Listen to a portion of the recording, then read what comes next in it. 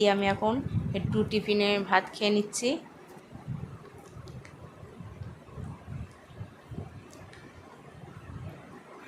নাহলে তরকারিটা নষ্ট হবে শুধু শুধু।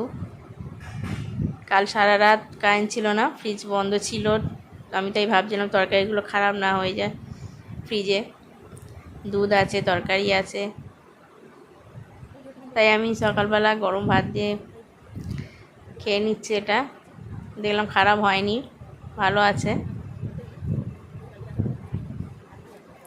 কালকের আমাদের ওই বৃষ্টিতে সেই সন্ধ্যে থেকে ধরতে গেলে সারা রাত কারেন্ট ছিল না। সেই 2-3টের দিকে কারেন্ট এসেছে।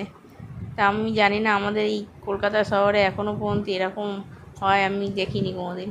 তা আপনাদের কারেন্ট ছিল না সেটা অবশ্যই জানাবেন। তো আমার